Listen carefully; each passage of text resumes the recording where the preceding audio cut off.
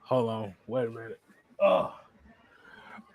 Yeah, my bad, y'all. I was looking for where the hell the physicality was in today's game and our Falcons, because we damn sure look like we got our lunch money took today. What's going on, people? What is going on? These are yo people here Fuck at that damn AFN.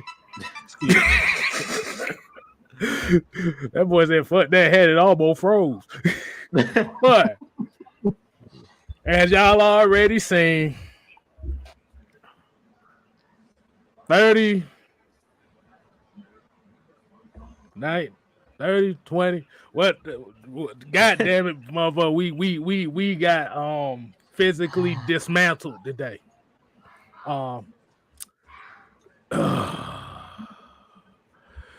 What's up, fellas, man? What do y'all say about this performance, man? Because if this game don't tell you that physicality is what this team needs, let me repeat that, needs, then I don't know what the hell game y'all is watching. Because boy, I'm saying Gossick looked terrible. Y'all said Jalen Mayfield sucked as a guard. Did you see who replaced him today?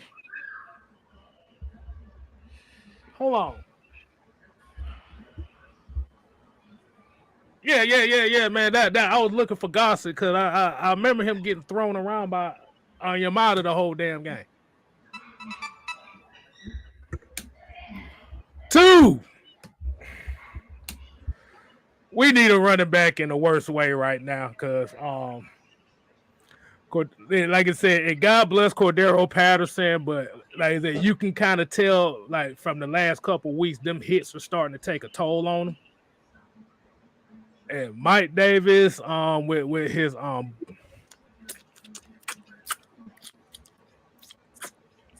chicken grease from Crisco looking ass, dropping balls and shit. What's going on, fellas? What do y'all think about this game, man? I'm weak, K-Styles, because I'm just looking at the comments. They're like, Jew don't have on his hat. Yeah. You know what, man? When you ain't got the hat on. you know it's real when Jew ain't got this damn hat on. Look, after the game, that game, you know how the coach just take their hat and stomp on it? Yeah. When you're out there, they just throw the hat across the field. Yeah, that's pretty much what happened today. Just threw the hat across the living room. After the Mike Davis fumbled the ball how many times a day? I was like, God, threw the hat across the room, like, bruh. Look, I was about to say, have y'all ever had one of them cases where you had to turn into a Buddhist monk for at least 10 minutes? Yeah, I had my bees, and when I saw them drop the ball, I think I done threw them bees somewhere. They scattered somewhere around. That shit was pitiful, bro. Go ahead, Drew. I just wanted to get that out. Nah, man. I mean, you said it all, man. Pass rush was absent. Has it been all season? Wait.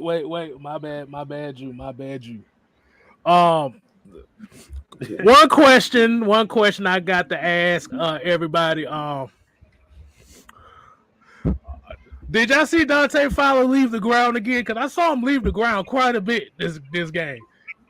And one of the times it cost the Falcons 15 yards and a. Go ahead, Drew. I'm saving that for later. Nah, you good, man. I mean, we seen it today. It was just like we seen it in our chat. Well, Mike put in the chat like we just didn't come to play. This is the first time this season where it just looked like the team was uninterested. You know what I'm saying? Like the offense. For one thing, this is the number one thing, and we could really end the show off this one statement. When you turn the ball over, you're gonna lose the game. Mm-hmm. We were turning the ball over. Like I think at one point they said we had like 11 plays on offense. It seemed like every time we touched the ball, right after like the first or second play of the drive, it would be a turnover. So it's like, bruh, when you turn the ball over, especially on any level of football, but especially in the pros, when you turn the football over and you turn the ball over, you're asking to lose the game. And that's pretty much what we did all game. To be honest, this game should have been a lot closer. But it was just turnovers. Like, I don't know how many turnovers we had today, but I know it was north of 3, It was like, I know we had 2 fumbles. Matt Ryan threw an interception. Well, I think he made 2 interceptions. It was just a terrible game all the way around. Like, the team just looked like they're ready for the offseason. Let's just be real. They had Cordell Patterson on the sideline. I don't know if he was hurt. I don't know what the deal was. Arthur Smith, I'm not too sure what he was doing with the Mike Davis situation, because you seen Q score that touchdown, and then on the next drive he put Mike Davis back in.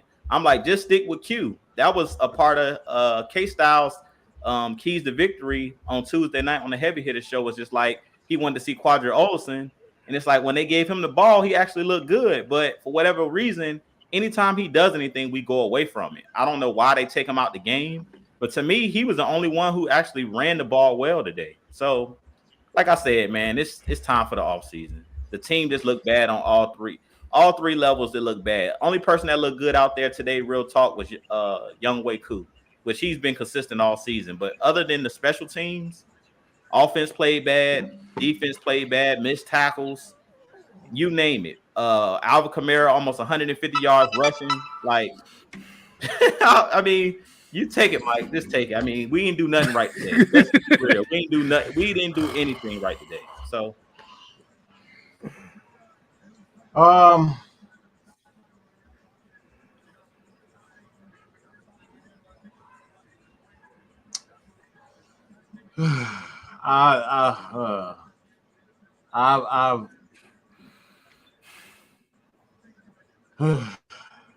just bear with me.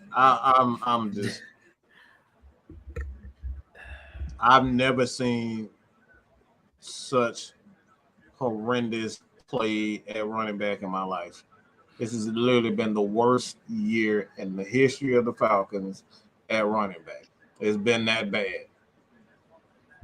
All right. Everything starts with the running game.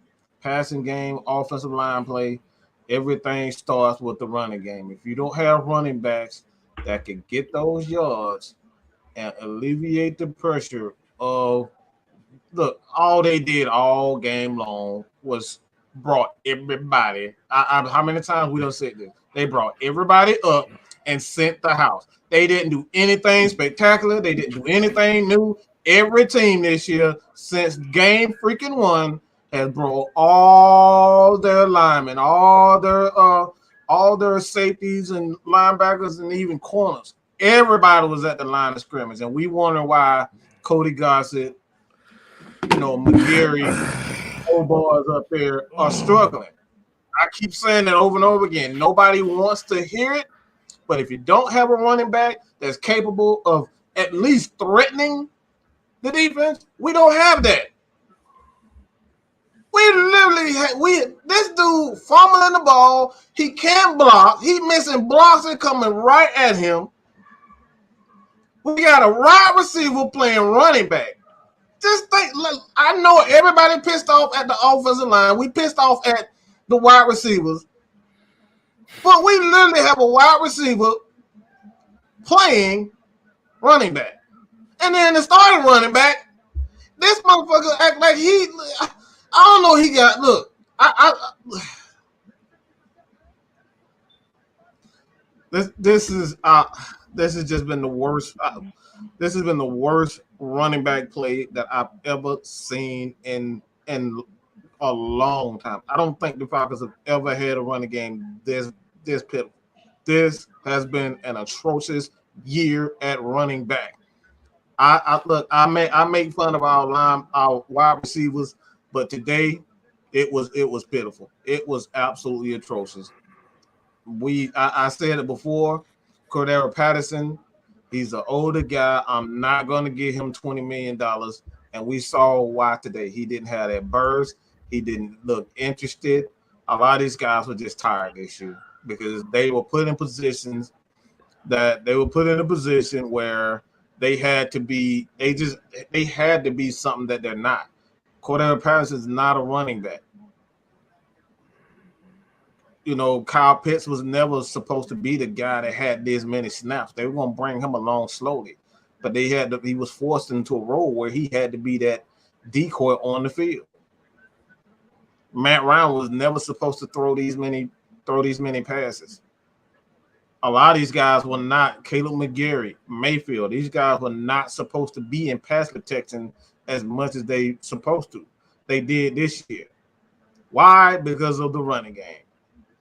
Mike Davis pretty much ruined the entire season. I know a lot of people want to look at me and say, Mike, now you just been a little bit too harsh. No, I'm not. You were brought here to be the starting running back and a run first team. This is a run first team, okay? We got to understand this is a run first team. And if your running back isn't doing his damn job, you got to go to the second, the third, the fourth, the fifth option. What we've done all year long. And that's why we've struggled. All these guys, if we got all these guys up at the line of scrimmage, that tells you right there. All right. Especially not you can't throw we were throwing screens, we were throwing, we were throwing screens, it was throwing on those wheel routes out, and dude just like he wasn't catching it. He'd catch it and run right into somebody. He's just atrocious. I just hate to say it, like Mike Davis was absolutely garbage all year long. He's been terrible. You can't have an offense without a running game. Period. The reason why Arizona struggled for the last 3, 4, 5 games or so is because they lost their running game. You look at right now, San Francisco is starting to play a lot better because they start running the ball. Everything in the NFL starts with the running game. If you don't have a running game, you're not going to win a lot of games. And it makes your offensive line look much worse than what they actually are because they're not respecting the pass. We don't have a Julio. We don't have a Calvin Ridley. But if we had a running back, that was worth anything, then this is a totally different team. But let me say this real quick about this defense. I don't want to say that they quit, but they look like they were tired. They look like they were tired. They look like they were beat up. And it's only so much you can, I think, really, after they figured out, all right, we're not in the playoffs. Because these are the games that they get up for. This is the Saints. They just look tired. They look tired, and they look uninterested today. I don't want to say uninterested because they did kind of, Matt Ryan and the offense kind of picked it up. But today, the team just looked tired. They just looked like they were worn out. And maybe that's the extra game. I'm not sure, but this is the first time I actually saw that they looked tired. They looked like they was ready for the offseason.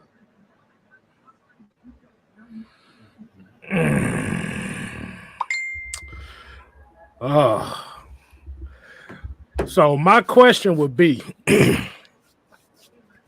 I got a question for you fellas, and I think we've all kind of alluded to this. Do you kind of feel like at times, the only reason why I'm saying this is if you see your running back putting the ball on the ground twice, I know most coaches will be like, okay, if you put the ball on the ground twice, let's go with the next guy. As you saw, the next guy, who was Quadri Olsen, took a couple carries and got a touchdown out of it. Not saying it just because of that. Do you feel like Arthur Smith got this undying loyalty to get Mike Davis involved after putting the ball on the ground twice? I think it's contractual. I don't think it has anything to do with, because they still if they get rid of him, early or late, it's still going to cost them money. All right, early, late, it's still going to cost them money. They signed a 2-year deal, and quite frankly, even if you bring back Quadri Olsen, in my opinion, he's going to be back. Just my opinion. There are going to be guys that may. I just don't see Mike Davis being back. Like I said, I believe they're gonna bring back Olsen. At this point, there's literally no running back outside of Davis who's on the roster right now. There's I think most of the guys been cut. I think he's the only one. So they have no ties to any running back. I believe today was everything is contractual, trying to see if they can get anything out of Mike Davis. One last shot. This is it. And he fumbled. Literally. Figuratively and literally. So I think it was more of a game where they tried to see, I really don't think anything was wrong with Mayfield. That's just my humble opinion. But I think this is one of those games where they try to see, all right, if this guy can come back, who is this guy? They already know what they're going to get from Dalton. They know what they're going to get from Hennessy. They know what they're going to get from Mayfield, Hennessy, Lindstrom, Jake Matthews. They already know that. So I don't think you put him in that game. It's just at the end of the day, Quadri gonna be here, and I was like, why put this young guy in harm's way in a game? I know that might sound crazy. He's young. Mike Davis done had his time.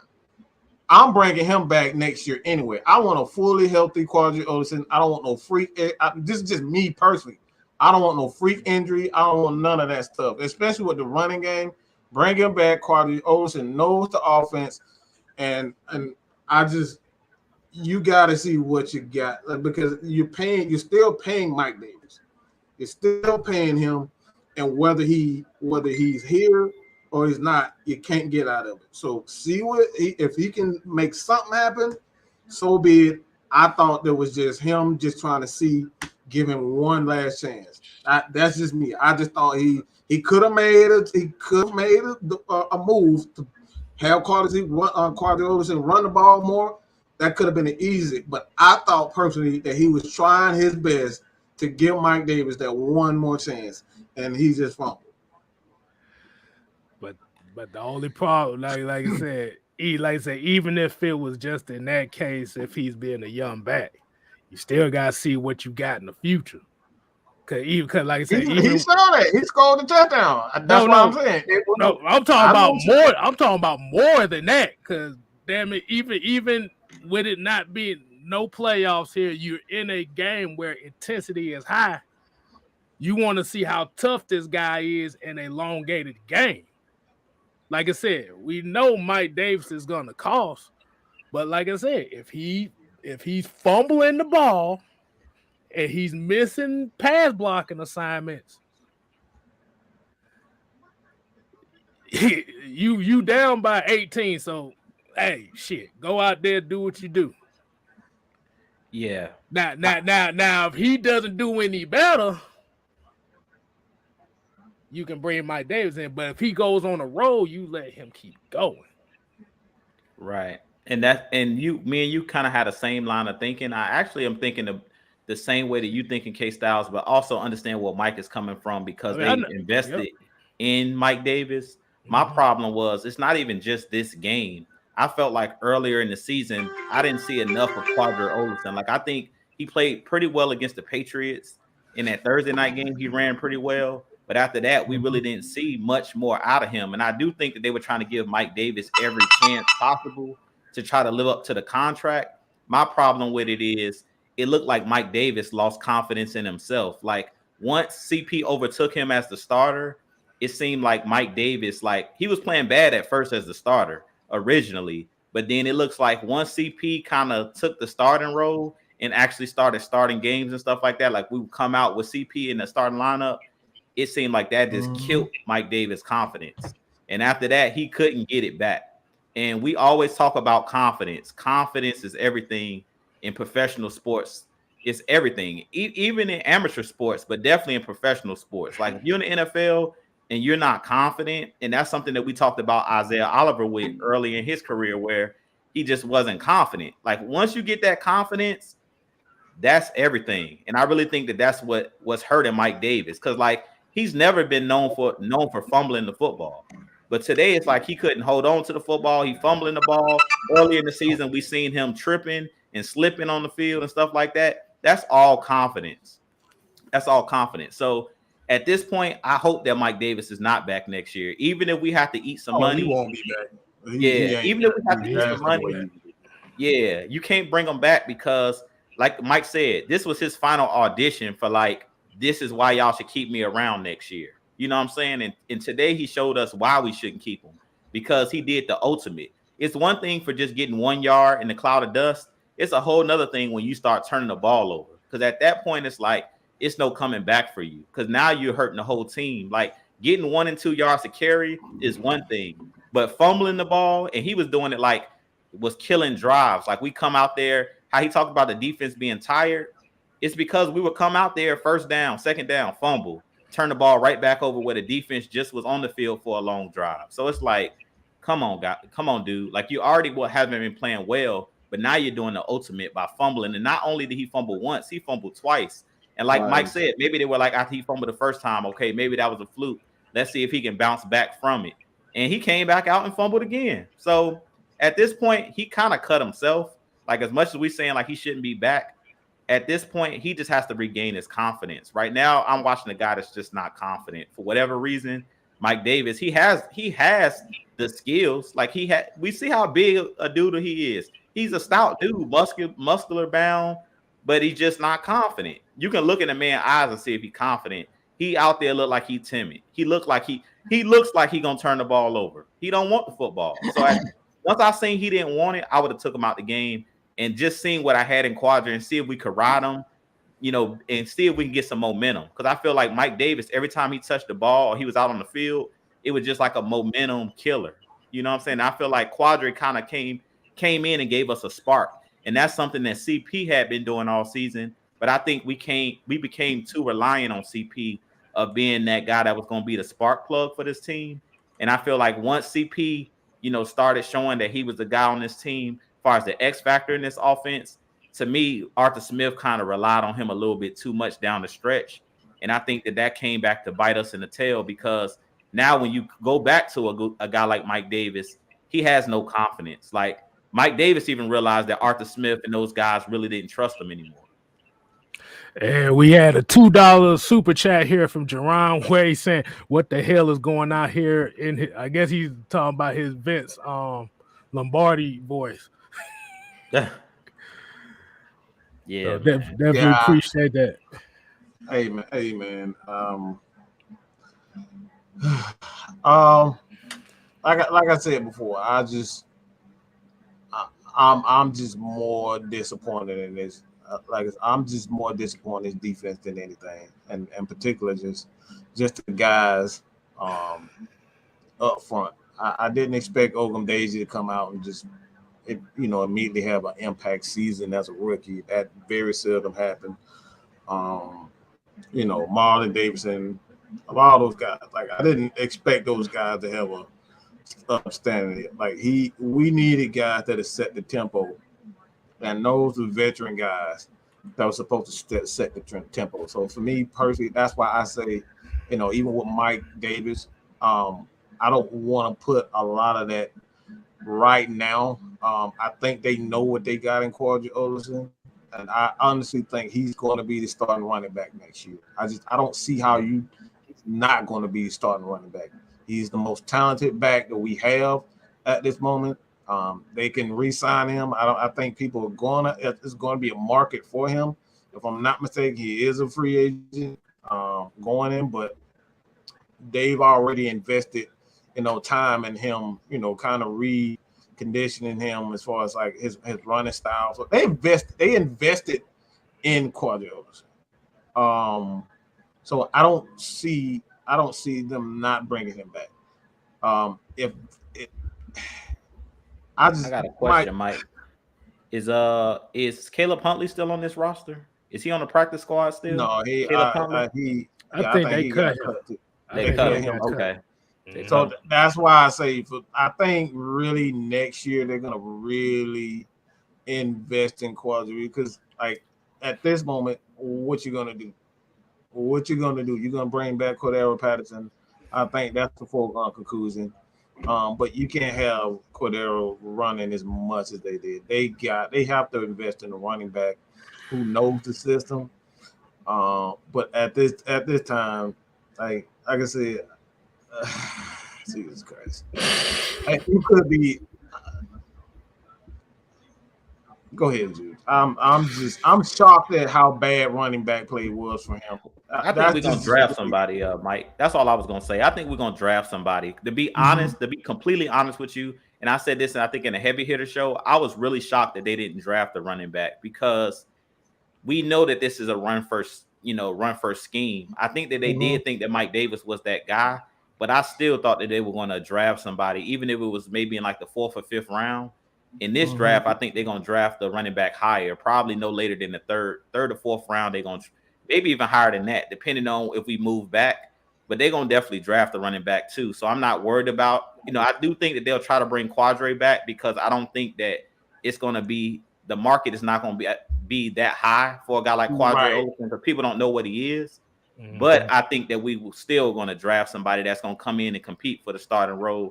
And then you can kind of use Cordell Patterson as a Swiss Army knife, which he is. Right. He's not a traditional running back. Like early in the season, you've seen him used as a Swiss Army knife. They had him out at wide receiver. But you've seen as the year went on, he really became like the primary running back. And that's when you saw him start to wear down. So I think next year you're going to see like a 3 or 4 headed monster in the backfield. I don't think it's going to be one main guy. I think you're going to see guys subbing in and out, do different packages because that's what Arthur Smith likes to do anyway. I don't think you're going to see any more bell cows, but I think, like y'all said, Mike Davis going to get cut.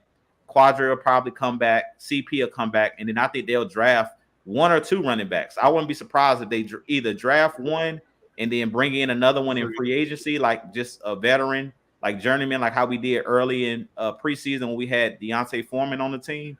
I think they might do that or bring somebody back that's familiar with the scheme. Because like I was talking about Caleb Huntley, if he hits the waiver wire again, they might try to bring him back because he'll be cheap to bring in. Familiar and cheaper and familiar, yeah.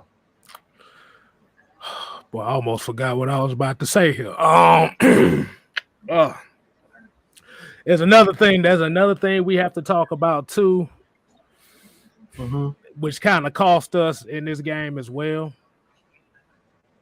Is the penalties. Like you said earlier, it was a point in time. I think it was like the Falcons only had 11 plays in the first half. That's y'all probably asking, how do you run 11 plays damn near in the whole half? When there's turnovers and when you can't stop the run. There was a few turnovers. There was a few penalties here that was costly. And the bad thing about it was it wasn't. And these were penalties that was on 3rd and 4th downs and stuff like that, where we couldn't get off the field. Like you said, you had the Fabian Monroe hold when Trevor Siemian came in, which wasn't necessary. You had the Dante Fowler slapping the quarterback in the back of the head. I guess he ain't getting that $1 million bonus this year, boy, because bruh. Then you had what was the other one? Like I said, we couldn't get right. It was a lot of Fabian Monroe had a couple holding calls where I'm just like, dude, you're not even trying to backpedal or nothing. You just holding the guy. Like, bruh. Trust your He went right to the guy and just started hugging him. Like, bro, what are you doing? What are you doing, bro? Like once again, Jude, this came to another one of those points of keys that I was talking about on the heavy hitters. Penalties was gonna play a factor. Yeah. And it damn sure did. I said you can have a rage, you can play with intensity, but you have to play controlled intensity. And today we didn't play with no controlled intensity. Like I said, a lot of our penalties came on 3rd downs where we could have got them off the field. I mean, I'll say this about the offense. They were a lot more aggressive in the passing game. the wide receivers just like they ain't no good. They just shit. Hey, look, bro. I'm about to tell you right now. I think Russell Gage done earned his opportunity to come back today. Russell Gage a dog. He earned that today. He did. He earned that. He did. And plus, Matt needs somebody. He needs somebody else he can trust outside of Calvin. Yeah, Hayden. I think Hayden Hurst will be back also. Yeah, he's just one of those guys. He's a dirty worker. Mm-hmm. And, you think so, Mike? I think. That's a bomb. That's a bomb right there, Mike. You got to say that one. You got to say that one with more authority. You shot me with that one. That's a bold prediction. No, I think he needs a dirty worker. He needs dirty workers that go out and do the block stuff because he's been used majority as a blocker. In his scheme, that's what he needs. He needs a guy. He needs a tight ends that he can not only be a pass catcher but a blocker as well. And he has that. He has to have at least two of each. That's how he works. So I believe that he'll be back along with Lee Smith. Lee Smith said he's loving Kyle Pitts. He loved teaching the young fella. So I think he'll be back. But yeah, I think we're gonna have a lot of guys come back because they believe in what Arthur is what he's doing, and they want to be a part of the process. But like I said today, I just think we just saw a tired team, just mentally tired, drained, and because I haven't seen this all year. I haven't seen the defense where they outside of Grady Jarrett, it was just nothing. I don't know what the hell Dante Fowler is smoking. I don't. Maybe he needs to smoke or whatever. His brain is just stuck on diving. He like that little damn baby. All you see, all they press the same button when they playing the video game. They press the same button. That's him. Hey, what Dave Chappelle saying especially was like, oh, look at the little baby on the side of the corner. Like, hey, shut up, I'm trying to shoot. That's Dante Fowler, man. It's like I don't know what's wrong with this dude. It's the same.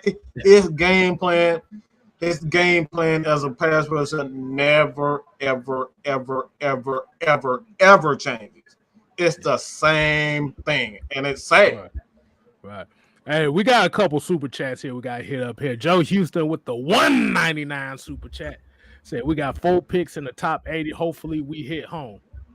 Definitely agree with you on that one. And Wheezy B came with one with a $4.99 super chat. Said, "Why the hell doesn't Kyle Pitts have the record?" Check out Drew membership. Check out Drew membership for $4.99.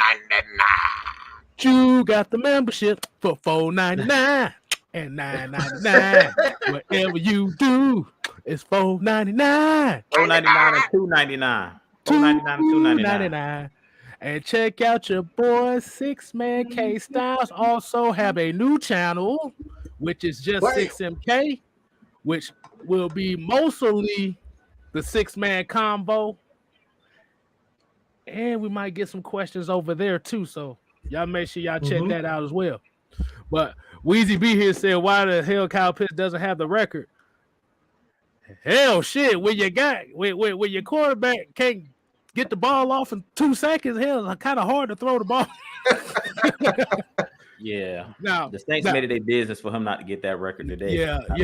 They literally bracket. Because what the Saints did today was they played man coverage. They played physical man coverage. That's what they're known for, and it got to them. Now, Matt Ryan. They'll just say they played man coverage, and because it don't have to be. I gotta throw physical. I gotta throw physical. It ain't gotta be physical with these damn niggas on their damn team. I gotta throw physicality in there. Ain't gonna buy 8. That ain't damn physical. Bruh, I kid you not. They showed look. They were showing what I think it was the replay where OZ caught the ball when he caught that deep corner route. A lot of these kids is shorter than Russell Gage, bro. Did y'all know that? That's why I said that. It ain't gotta be just play regular man defense. They already little. Shit. That's the same way they play physical. Hey, look. They was the bullies. Look, they play physical. That just all right. I'll concede. Okay. The motherfucker coming out here like, ooh, and shit like that. I'm like, God damn, somebody pop somebody in the mouth, please. And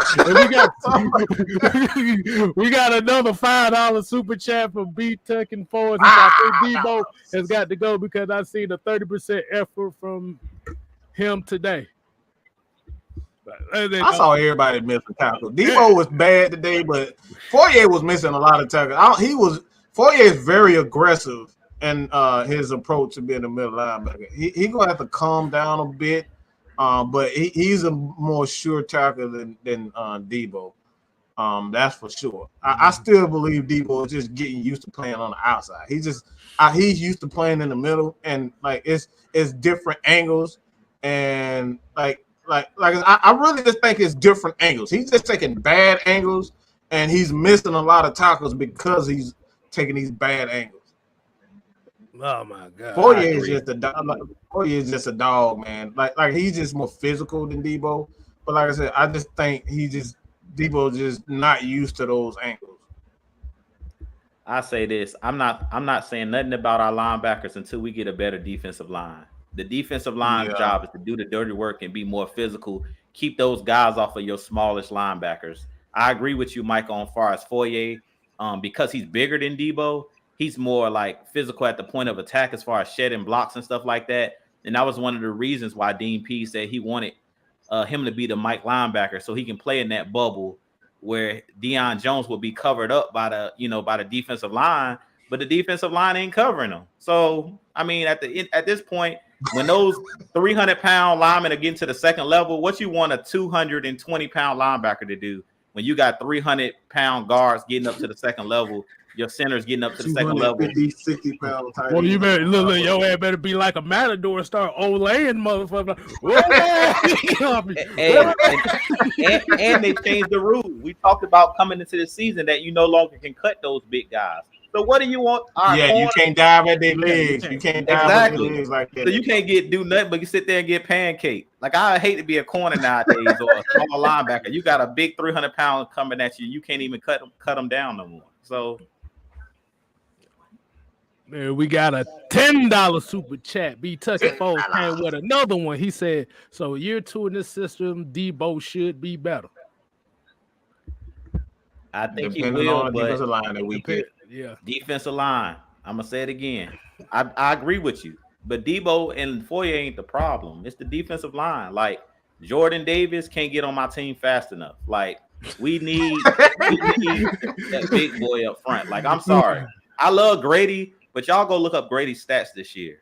It's pitiful. Like, and it's not Grady's fault, but Grady is just not a nose. Like, he's not that nose. He's a 3-tech. Grady is not a nose tackle. Like, let's be real. Grady's, if you go look on Madden, Grady is 305 pounds. I think he's like 6 foot even. He's not a legitimate nose. Like, to sit there, yeah, he can hold the point. Yeah, he can rush the passer from that position. But you don't want him taking up double teams. You want somebody like Jordan Davis, 6'5", 330, 40 plus pounds. That's what you need. That's why I was so happy we got Mike Pennell and we got Rush up front.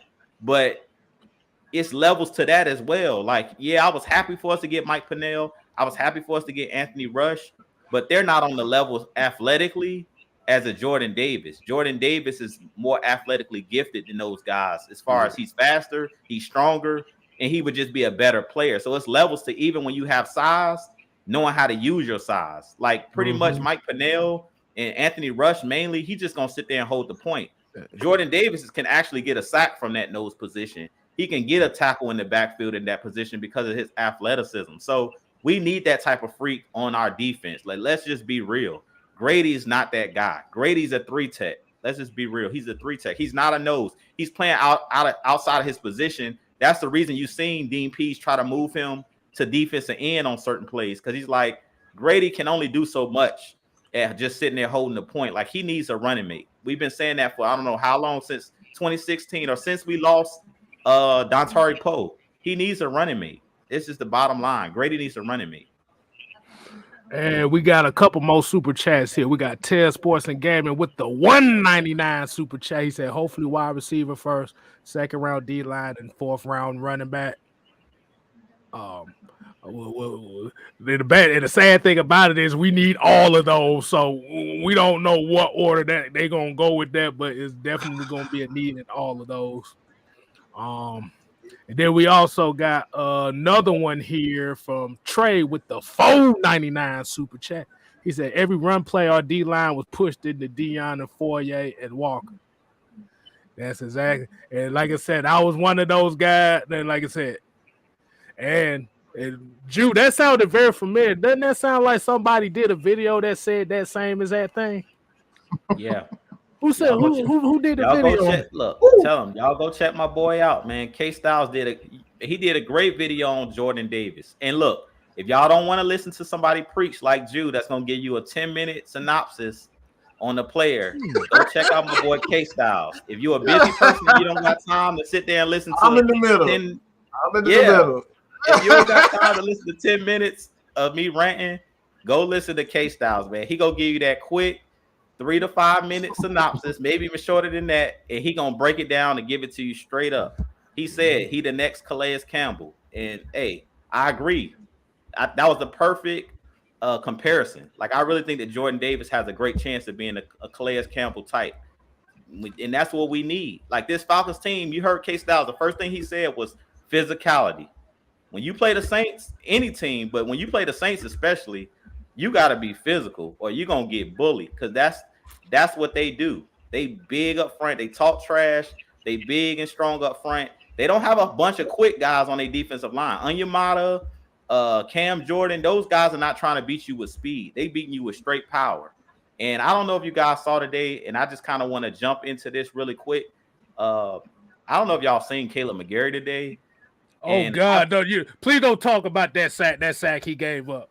Please don't talk about that sack. Yeah, I'm just talking about mainly most of the game. Like, he was getting thrown around. I was like, I might need this. I might need to see Matt Gono. As much as I was like, Caleb McGarry, people been bringing it to me like, what do you think about Caleb McGarry? But after watching him today, I was disappointed. Like, to me, he was getting ragdolled a lot today, and he's been in the league a little bit now where he should have that grown man strength where he shouldn't be getting thrown around like he was getting thrown around today. He was getting bullied.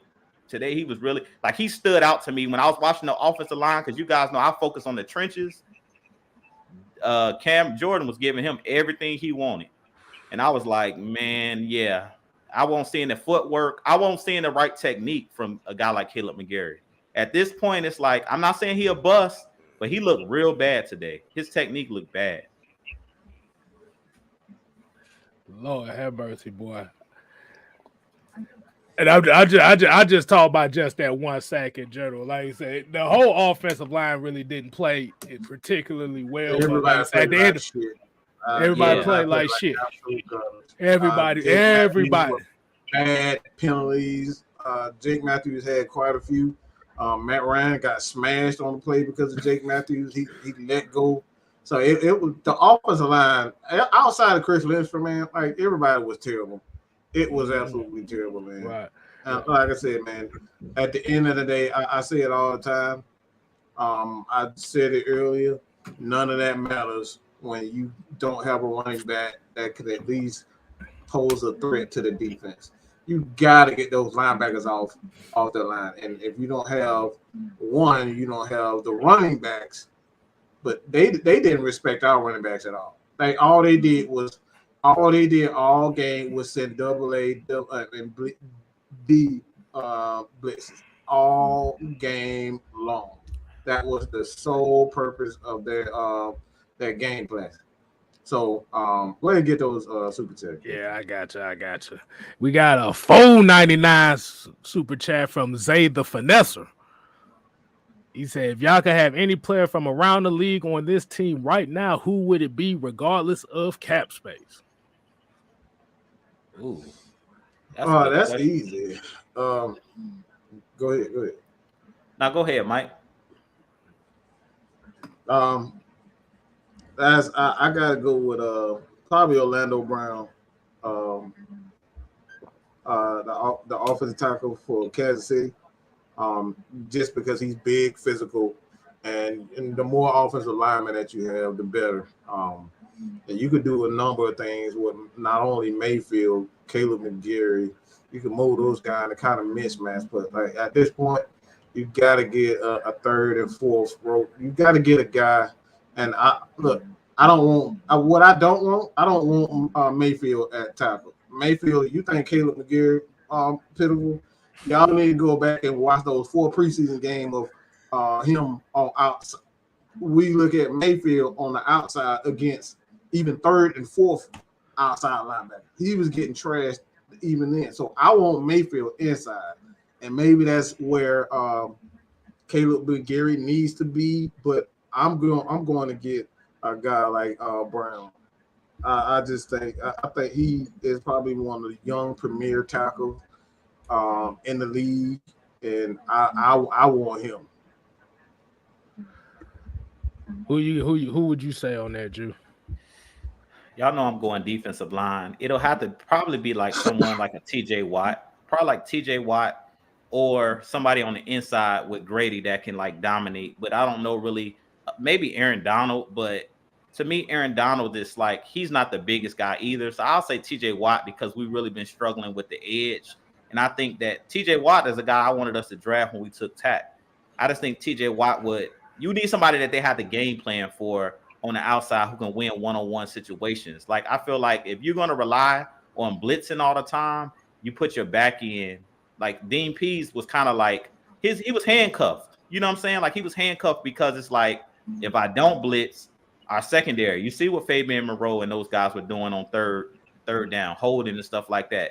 So he's like, to get the quarterback off the spot, since we're not getting home with 4, I gotta send somebody because nobody's beating one-on-one, beating it one-on-one on the edge. So I said TJ Watt. If you get somebody like a TJ Watt on the edge that you have to chip, that running back can't just leak out, or that tight end can't just leak out. You gotta worry about blocking him and game planning for him. You make it hell for the offense because now they got to slide the protection. You got all this extra stuff you got to do. So I'll say TJ Watt because right now he's playing probably the best on the edge, but there's a lot of edge guys that I could go with, but I'll just say TJ Watt. Very, very interesting way of thinking. I like it. I say mine is kind of a tough one because I'm kind of torn. I'm gonna have to go within the division. I'm gonna have to go within the division on this one. I say Vita Vea. Yeah, I couldn't think of a big dude that was like still in his prime. You know what I'm saying? I was gonna say like Fletcher Cox, but I'm like Fletcher Cox is kind of out of his prime. But Vita Vea, that's probably the perfect name, K Styles. You hit it on the head. Vita Vea, man.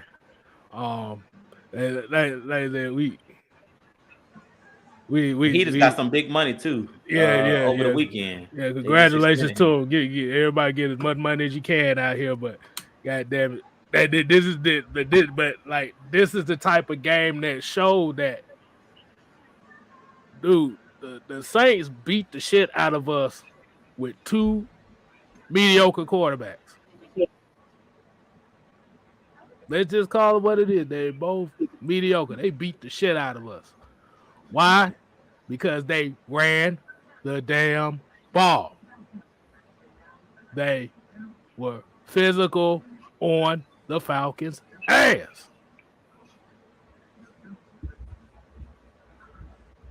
That's why I gotta go offensive line. Yeah. Hey, shit, offensive line, defensive line, shit. The trenches. Well, we all said the trenches. The trenches need help, bro.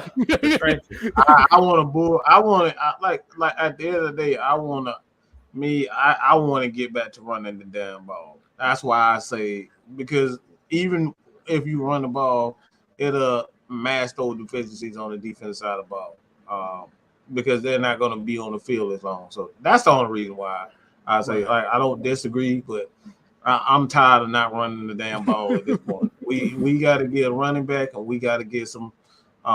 We got to get rotational guys up front, at least, because my thing is I really don't know how good the offensive line is because we don't have a running game. I really don't know how good they are. I know how bad the defense is. But I don't know how good the running. Like this is why you got to go out and get more offensive linemen so they compete. And then if things start happening because Mayfield has been benched, McGarrett's been benched, somebody's been benched, you can say, okay, these guys wasn't that good. I know we ain't got shit on the defense side of the ball. So it don't take a brain. It don't take a brain surgeon to see we don't have shit on the defense side. Right. I don't know what we got on the offensive side of the ball because we can't run the running backs are trash. I hate to say it. CP is not. He already said he had issues with pass protection, so that's one of the main reasons why he wasn't in the game. He admitted that this year that he has protection issues. So everybody's wondering why he wasn't playing. That's why he doesn't understand pass protection because he's not a running back, and that's why I say if we don't have a running back, how can we really know how good our offensive line is? So until I see more from the running backs, I'm a hold on, drafting offensive linemen because I need to see what a good running back can do for this offense. We don't know anything. We saw earlier this year with CP, he got to a hot start, but he's not a running back. I just keep it real. Yeah. And Super Cantor 85 here with the $5 super chat. He said the Falcons need to play the emotional damage clip after every game. I don't even know what. I mean, that shit is all null and void when you got Mike Davis on. He gonna just fumble. He gonna fumble when he cry. He gonna fumble when he ain't. So, I'm about to say if you need a new method of protection and contraceptive for as far as not what was it, of birth control. Just play a clip of Mike Davis, Stephen Means, and Tyler Davidson. You will guarantee to have no kids. Damn, really? That was vicious. I'm sorry. That wasn't cool at all, K-Style. That was fucked up. That was fucked up. Yeah. It was actually it wasn't as bad what I was gonna actually say, but I'm just I actually was about to take a joke from one of my favorite comedians, Corey Holcomb. He said something about Steinfeld on stage. He said Steinfeld he used the term. The term he used was for stinking up the joint or being really bad on stage. I'm going to be kind of explicit here. I'm going to take kind of Mike's approach to what he did on the heavy hitters. This dude literally said Jerry Seinfeld ate the whole dick on stage, which basically means he sucked that badly. That's why I didn't want to go there. Yeah. Nah, wait, don't go there. Exactly, I didn't want to go there.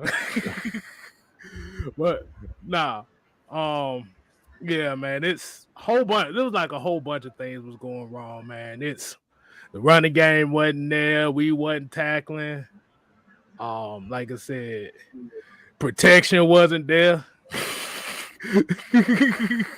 Oh God, look at this comment. Said he wouldn't last 15 seconds and Booty Talk 12. I thought that shit ain't going nowhere, bro.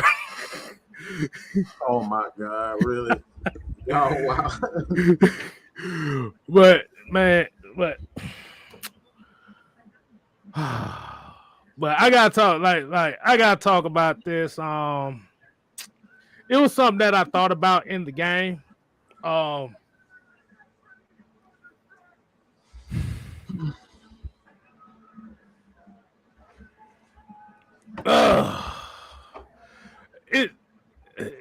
know what? I don't know because it's like I don't know. We talked about. I'm trying to find some good here. It's like I got good. I'm trying to figure out how I want to do this though, because it's like Russell Gage and Hayden Hurst to me, like a lot of people will say, like they don't need to be back next year. Well, I think we've already addressed this, but bruh, like this is the only heart that you saw. Like I said, Kyle Pitts, he still had he. I don't care what nobody said. Kyle Pitts was still kind of banged up, But they had him bracketed, so you wasn't gonna see that. Damn, I don't know. Go ahead, Mike. I done had a brain fart there. I forgot exactly what I was about to say while I was saying it. Like I said, I don't think there's still a lot of positive with this team. But when you don't have, when you go against a team that can run the ball and play solid defense, you look a lot worse than what you actually are. Because they're just dominating the time of possession, and like quite frankly, that's what it really was. And you add penalties on top of it, again, you just look a lot worse than what you actually are. We still got good players with CP, Kyle Pitts, Russell Gage. You still got some pretty good offensive linemen up front. But again, like when you don't have a running game, none of that shit matters. And we can sit up here and talk about the offensive line all you want to. We can sit up here and talk about, wide receivers can't get open, but none of that shit matters if you don't have a running back. We don't have a running back. Okay? We gotta understand that. It doesn't matter how good or how sorry you think an offensive lineman is. We will never know how good this offensive line really is until we get a running back or running backs that can at least do something and open the game up. I know we want to wide receivers, and I know we definitely need to improve our wide receivers, but we got to prove these running backs have been. Cordero Patterson is not a running back. I want people to understand that. He's not a running back. He's a playmaker. That's what he's here to do. We don't have a running back. The running back that we have sucks. Okay? Okay. I remember what I was gonna say. Let's look at some box score numbers, shall we? This is what we're gonna talk about. These are the main keys that I want to talk about here. Time of possession. New Orleans. 39 minutes, 17 seconds. Falcons. 20 minutes, 43 seconds. New Orleans ran the ball for 195 yards total to our 62. Saints had 71. Saints had 71 plays to the Falcons 48.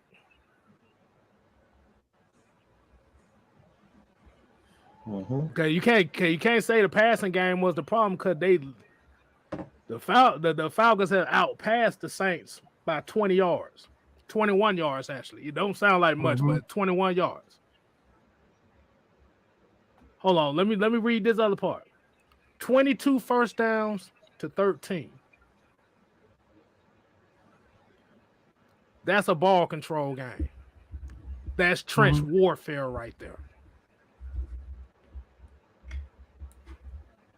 Most teams get 48 plays within in 2.5 quarters. Falcons have 48 plays throughout the entire game.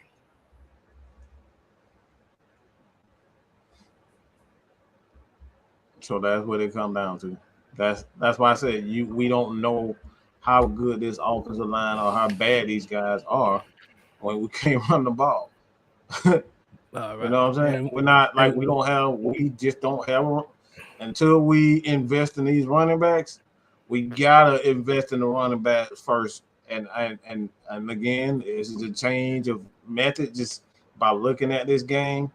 We got to invest in the running back first before we even invest in a wide receiver, because we got to see what this offensive line, or we wasting our time or investing in these guys. We got to get a running game first. And we got this 199 super chat from Joey Teixeira said Atlanta won more this year, but somehow looked worse. I don't think that's true. Yeah, I don't think we look worse. We look better than last year. The reason we look better because we won the close games. Like last year, if you guys remember, we couldn't win all of those one possession games for the most part. We was like 1-8 or something crazy.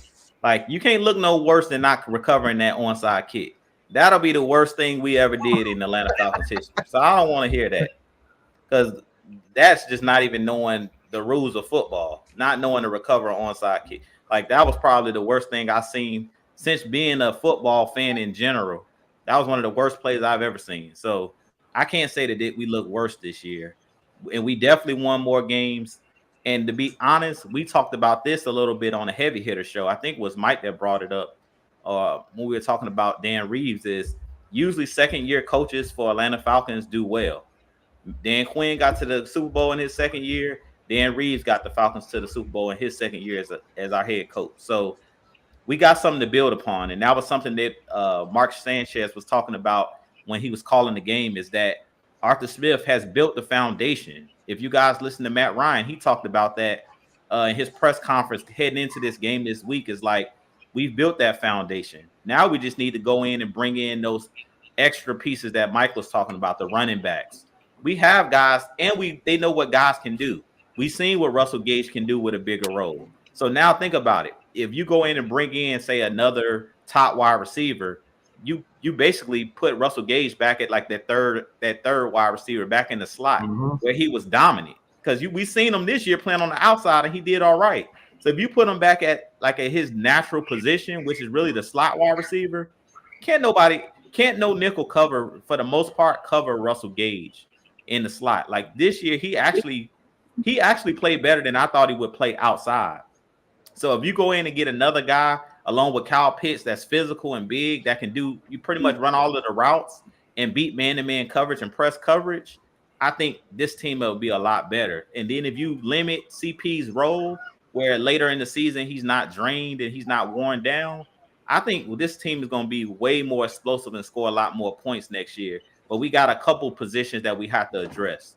And we have guys coming back. Like we ain't talked about Matt Gono. He's a guy I keep bringing up because last year when he played really well. So he could easily be that starting right tackle, or he could easily overtake somebody at that guard position. He may overtake Jalen Mayfield. And then what that does, a lot of people think, well, you throw those guys away. No, we wouldn't throw them away. You create depth at that point. Like think about Jalen Mayfield being a backup.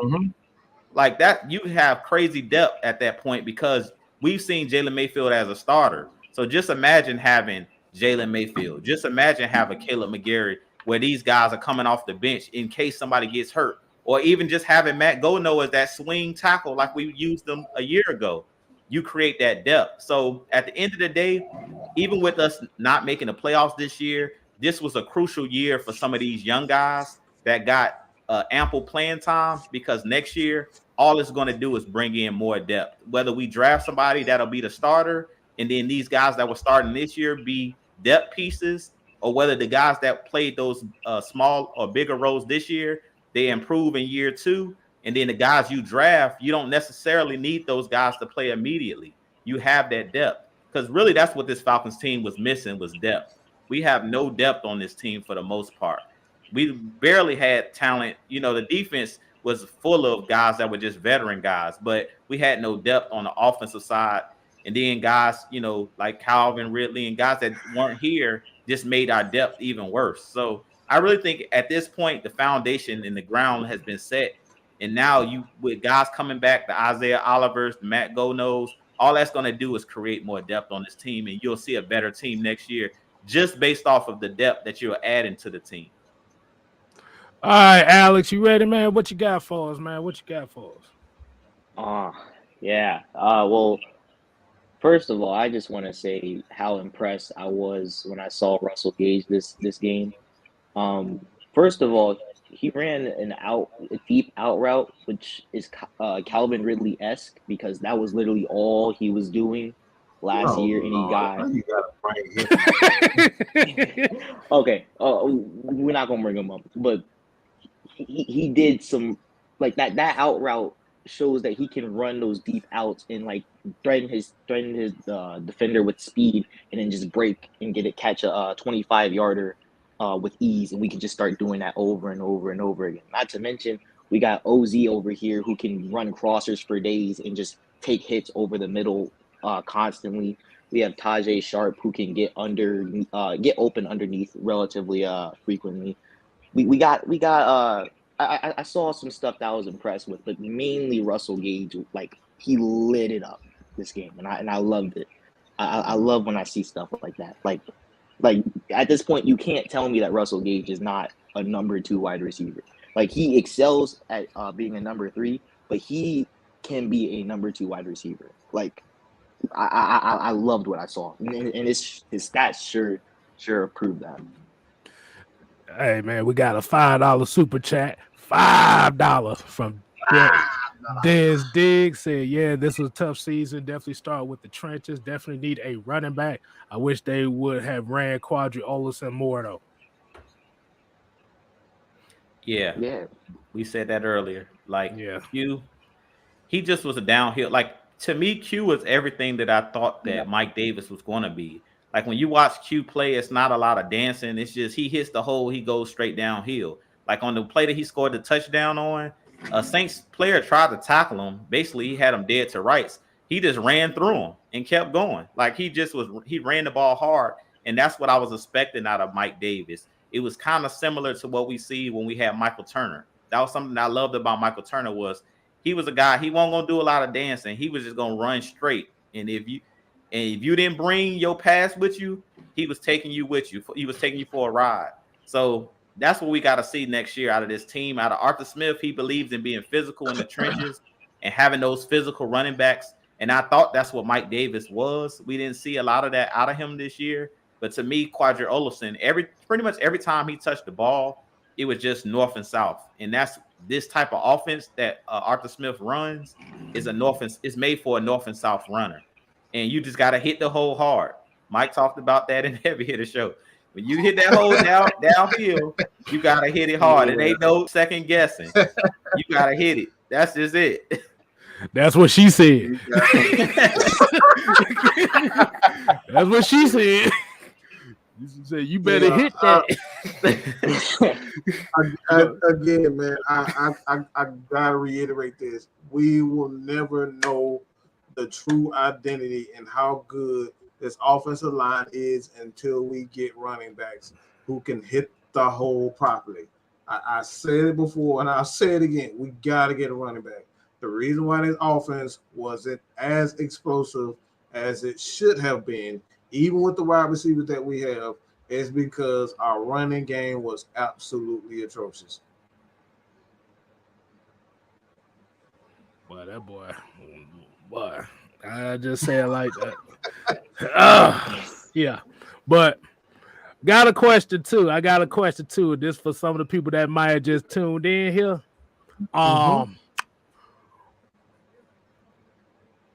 And we could clip this. You can tag whoever you want in this question. It's fine. How many people in this chat that is watching has officially jumped off the Falcons train because of this season? Put a number 2 for that, especially when you heard the news that Arthur Smith still wants Matt Ryan. So if you have officially jumped off the Falcon bandwagon because of losing and or Matt Ryan, put a number 2 in the chat right now. And there's quite a few of y'all in here. I know who you are.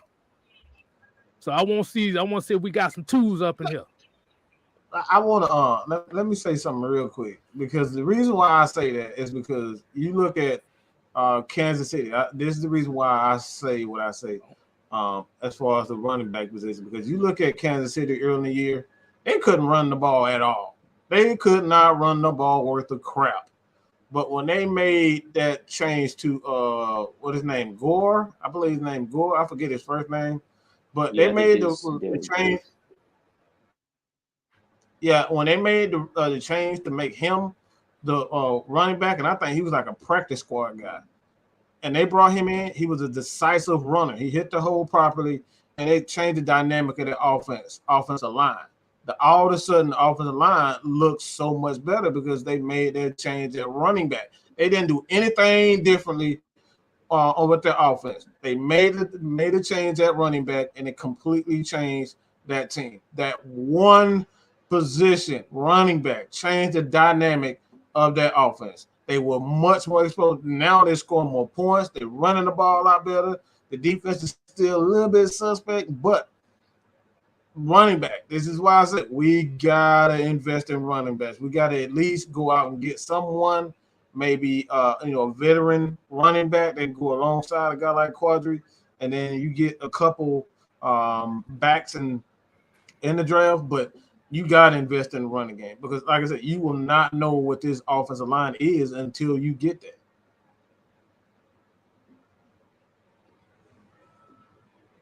What? Hey, Alex, what you feel on? What you feel about that, Alex? Well, if we're talking about Kansas City, Kansas City started running the ball, and when it came to what's his name, Derek Gore, I believe they actually started running more power concepts with him, which suits him perfectly because he can just run and knock a dude out, and power is kind of built for that. And the O-line is also built for that, so it just fit perfectly. So when they started running the ball, they started getting more like 4 yards a pop with Clyde Edwards-Helaire and maybe like the core running game. And also they were running a lot of zone concepts with him, which just didn't work for the O-line. They just kind of changed their scheme to help with their offensive line. And with us, I'm kind of okay with our run game. Like Quadre showed to me today that he can run and be really good with his vision when it comes to zone concepts, which I didn't see in the Patriots game. I only saw the fact that he could run duo, and that wasn't really that impressive to me because we didn't run duo at all except with Quadre. But I like the fact that Arthur Smith knows when we can run the ball. We can start running from too high. We can start running from shotgun. Like, he's not afraid to run the ball, and I think that Quadre showed a lot today. Like, he showed, yeah, keep me, I'm here, and I like that.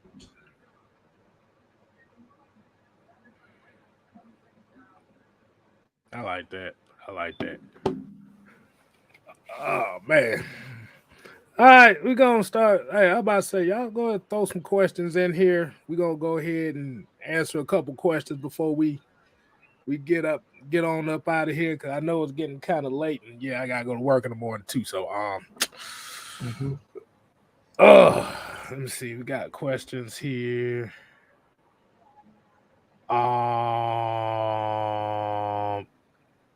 That's one of those questions. I guess this is one of those questions pertaining to those that talk about people keep talking about trade Dion. He said, "How the hell we gonna try to trade Dion before getting rid of Dante Fowler?" Oh man. But and Dion ain't going no. Like I said, the only way Dion is gonna go anywhere if it's like a last desperation thing that they need for salary cap reasons. But the thing about it is, you don't want to take that chance because we already don't have enough money as it is. They said before all the moves and stuff get made for next season, we'll have. I want to make sure I got this right. They said about 13.5 million. 14, I think. 14 before all the moves and stuff is made. So yeah. So that's not a lot of money. You got 20 no money. You got 26 roster spots with $13 million. Somebody get an extension. Somebody. So like I said, this is what we talk about the fan base. Like I said, being a Falcon fan is, like I said, you got to have heart to be a Falcon fan here. Boy, we've been going through a whole bunch of hell here. But yeah, 13 for 26. Hell no. I think I saw a new person at left guard today, and he played pretty decent. So I don't know. I might have to hell, like he start did. looking at it. Who you talking about? God? Oh hell nah, boy! I saw his ass get.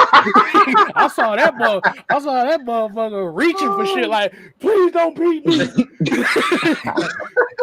Please don't beat me. Boy. I like I said, the thing is, like I said, it might have been a couple, but like I said, we didn't see enough of the offense to really say if he had a good game or not because we had 11 plays before we only ran less than 20 plays before halftime. We kept turning the ball over. That's what I was talking about. Like, you turn the ball over, that's the recipe for losing the game. Like, we were turning the ball over left and right. It's like they asked Arthur Smith at halftime, what can we do? He's like, how can you gain a rhythm? He's like, stop turning the ball over. That's exactly what they said during the telecast. It's like, you turn the ball over, you can't produce if you don't got the ball. You know what I'm saying? Those guys were on the sideline. So it's like most of the game, they kept showing Matt Ryan. He was on the sideline. They kept panning over to him, showing him on the sideline drinking Gatorade and just standing there with his arms folded watching. But like you said, they kept our defense on the field. They couldn't get off the field. Like, we couldn't stop the run. Alvin Kamara single-handedly had like 150 yards rushing. So when you can't stop the run, third downs, can't get off the field, and turning the ball over, that's a recipe for a disaster. So, all right. So as Will, what's going on, man? What's going on? What's good, Will? What's up, man? What you got for the people? No, I thought I'd come in and kind of air my grievances, as it were. I think Russell Gage balled out. I think he's clearly showed that he can be a wide receiver too, depending on what we do with the draft or the free agency. I think Boye is definitely showing out. I mean, from what I can see on Twitter, he's got the seventh most tackles in a season all time. So we can I think we really need to hold on to him. So I think there's positives there, and I think coach definitely thinks that we're in a position where we can build from, and I agree with him, to be honest. I've kind of chilled out a bit now, sort of zen thought about things, so I'm not quite as pissed off as I was when I messaged you guys earlier. Will was not happy. Oh boy, I already know. We all wasn't happy about that one. Yeah, not a good look. Well, go ahead, guys. I had a question too. It was one particular play call I wanted to get y'all thoughts on. It was the shovel pass on 4th and 3. Do you think that was too cute? I just thought it was a good play by Cam. Like, in hindsight, you was like, all right, what the hell are you doing? It's a shovel play, but he was wide open, but Cam just hit the ball. Like I said, and sometimes like calls are bad calls when this shit doesn't go right. When it doesn't go well, he's like, all right, what the hell are you doing? But if he gets that pass, Quadra's wide open. He's wide. Nobody expected it. He's wide open. He's sitting there by himself. But I mean, you can say it's too cute. I mean, I agree if you say, it was too cute. It was too cute, but in hindsight, 2020, man, like I said, if it works, it's a good play. If it doesn't, you saying, all right, what the hell are you doing? So I didn't like the run behind. I believe it was before. I didn't like that run. I didn't like that one. I wasn't a fan of. You would have been better off bouncing that outside. Have a outside zone run or something like that on that one. That's what I didn't like. But the run play. But the Saints did something a little bit. They did something here this game. I think this is why Caleb McGarry didn't look too good. Well, they did a lot of Cam Jordan standing up in a 2-point stance in this game. Yeah, he's been doing it all year. He's been doing it all. See, I didn't see. Remember, I was in the hospital the first game, so I didn't get a chance to see the first game. He wasn't doing that early in the year, but later in the year, that's how he went on to that 5-6 sacks in a row. Something a crazy streak. because they've been using him standing up because they don't know if he's gonna, blitz or, jump out. So it's like they like to blitz off of that, so you can't tell when he's coming. But like that's been that small tweak that they made, with Cam. Okay, yeah. I just wanted to make sure I wasn't the only one that caught that. And typically, because I didn't really, when I was watching the game, I wasn't really watching a whole ton from the O-line's view. But typically, when they use when they just use natural pass sets with Caleb McGarry, and depending on the rusher, they'll like try to chip Cam Jordan, and I have a strong hunch that they probably didn't chip Cam Jordan that much than they did last game. So I don't know. I might have to watch that just to see what's happening, but yeah. What was really quite frustrating about McGarry though is the fact that he wouldn't keep his hands on Cam. It was this tappy, I'll just touch you a little bit and then see where you're going. Yeah. By the time you've done that, he's already in the back. That was what was getting to me. It's like, just if you have to do a little bit of a something, he's killing you out there. Because I did notice that. Yeah. Yeah, the only reason I asked that because I don't know if that's what threw McGarry off today or what. Because it was like once Cam started getting that head start, because I was looking at that sack in particular that Cam Jordan got at the end of the game, where he literally just ran forward and he hit this motherfucker with a he hit this motherfucker with some Jedi push trick or something that just McGarry just flew like 10 yards. He flew like because 3 yards. Everybody expected him to do the power rush. That's the tweak that he's made because everybody expected him to do the bull rush move, and it knocks him off balance. And once he's off balance, you hit his arm. Offensive line is going for it because they're already going backwards. So you hit them like this, they're going to go with their arms. Oh, that's why they keep. Yeah. That's why offensive lineman they teach you to keep your hands. You gotta keep your hands at shoulder length. Yeah, because you gotta keep shoulder length. You gotta keep that.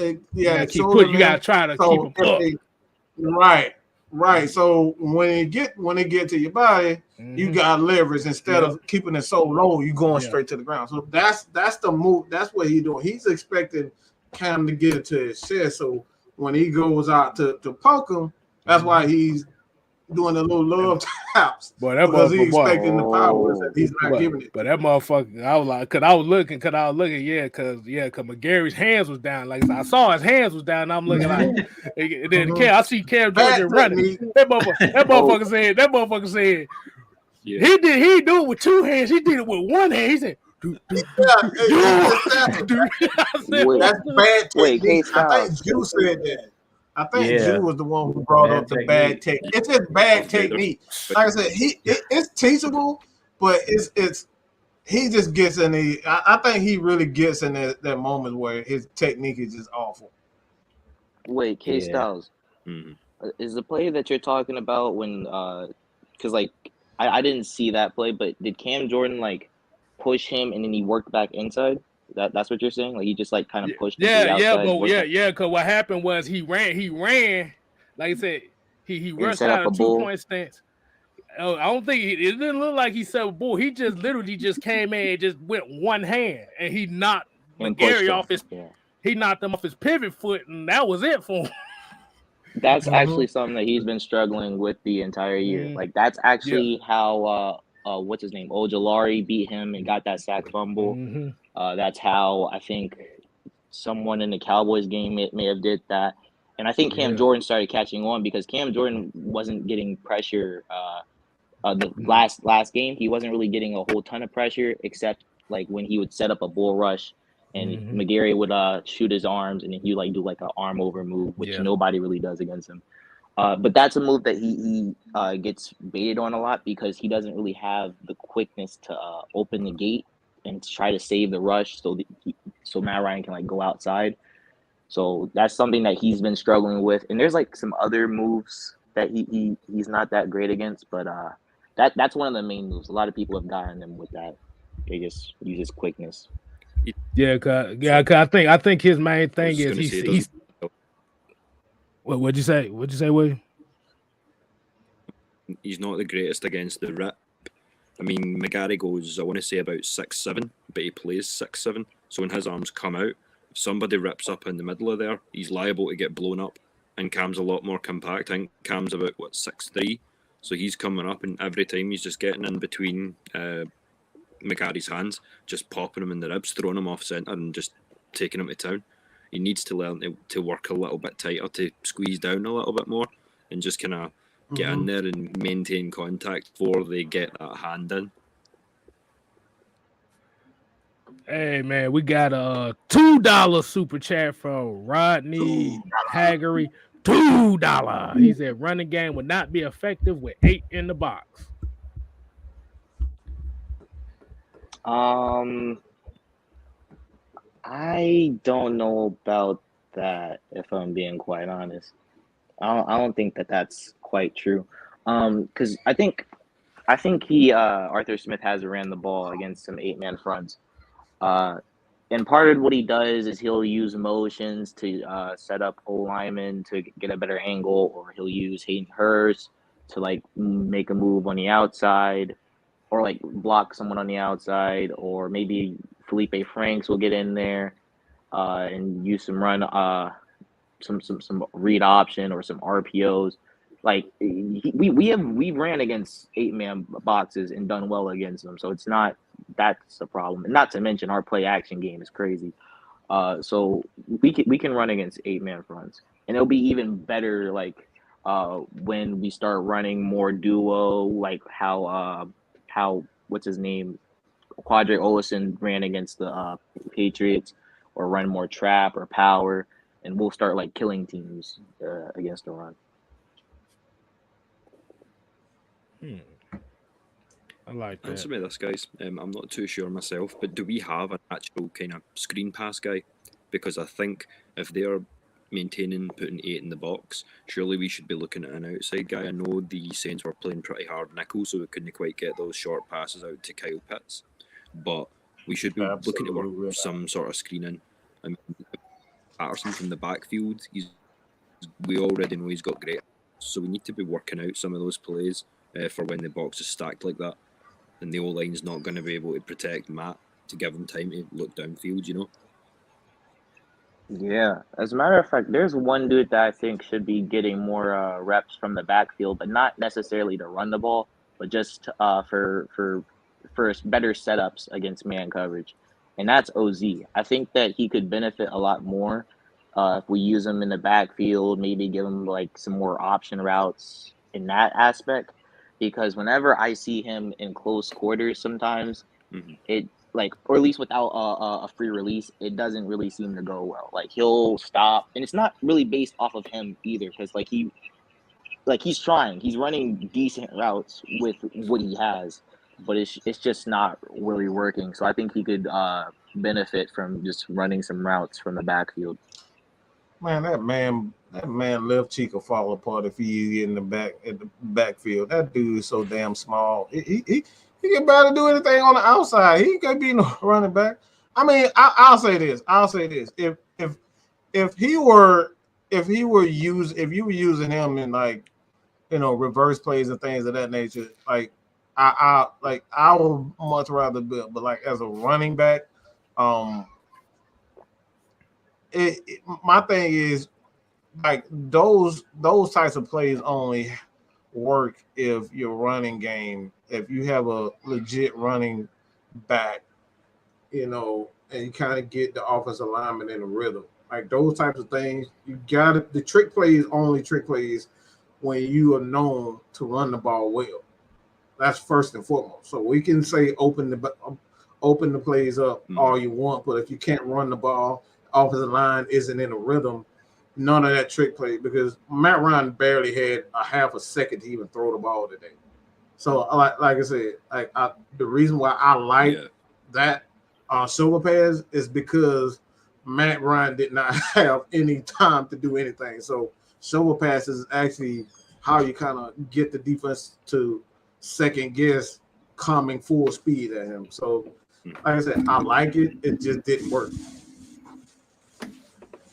Well, I didn't. I'm not saying that OZ should be used as a running back. But I know that, for example, with Cooper Cup, uh, he had some snaps against the Colts game like earlier in the season, and I took note of that. He just ran a few routes from the backfield because he's very deceptive with how he runs routes, like Man, that's many good Einstein. wide receivers. He's Einstein. That Einstein at wide receiver, man. That's Einstein at wide receiver. That's true. And I think Well, OZ I'd heard it teased as well. We may be in. Mhm. I don't know. Mhm. I think that OZ can do well against off coverage, and using him from the backfield just gives him free releases. So when he starts building up speed, he can start attacking people's leverage, and I think that that's where he's most dangerous. Yeah, I mean, like you saying, Alex, OZ is like our new I'm thinking if we make the Taylor Gabriel. here's a He's a Taylor Gabriel type. Yeah. Yeah, he's our Taylor Gabriel. I mean, I think also Taylor see- Gabriel was a better player with the ball in his hands. As far as to me, Taylor Gabriel was a better with the yak yards. Like you seen when we had Kyle Shanahan here, you seen Taylor Gabriel take a screen to the house a couple times in 2016. But I think also what you have to take into account is what Mike was saying about the running game. Like our running game was so potent with Coleman and with Freeman that you had, like, it opened up everything. Like I think teams didn't really pay attention to how well we ran the ball and also how well Kyle Shanahan used his running backs and his fullbacks in the passing game. That's another thing that's kind of been lacking, and that's something that K-Styles talked about a lot last year when we had Dirk Cutter, as far as using your running backs out of the backfield. Like you can hurt a lot of teams because of the mismatch situations it creates with linebackers trying to guard your running backs. If you have running backs that can catch the ball out of the backfield.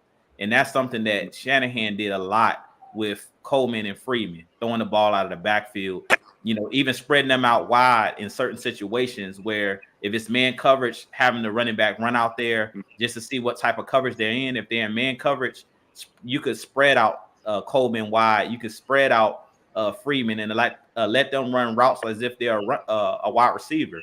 And that's something that I think we haven't really seen in this offense just yet, because it's actual levels to it. And this offense hasn't fully evolved yet. Like I told you guys, if you go look at 2015 with Kyle Shanahan, his offense looked totally different in 2016 after he had a year under his belt.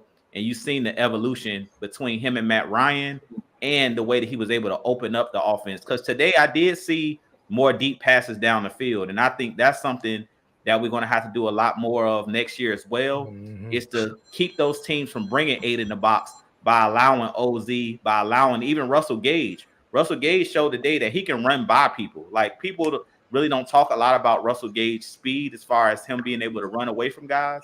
But we've seen against the 49ers where he high-pointed a couple footballs, ran a couple deep routes. He had a deep post route touchdown against the Dolphins. So he doesn't just run short routes. He can run those deep patterns as well. And I think as you throw the ball deep, that limits the defense, or it makes the defense, reluctant to bring those safeties down in the box. Because it's like, okay, they might throw this ball over my head. Whereas I feel like early in the season, they kind of knew the way that we were running our offense and the way that our offensive line was kind of struggling and our running game was struggling. Teams were like, Matt Ryan is not going to have time to throw the ball over our heads. By the time he looks to throw that ball deep, he going to be sacked, so.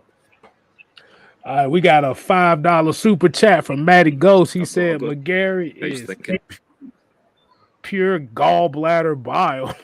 I could smell him in my phone. Cut his bum ASAP. Old lineman from NC State can take his imagination. gallbladder bile.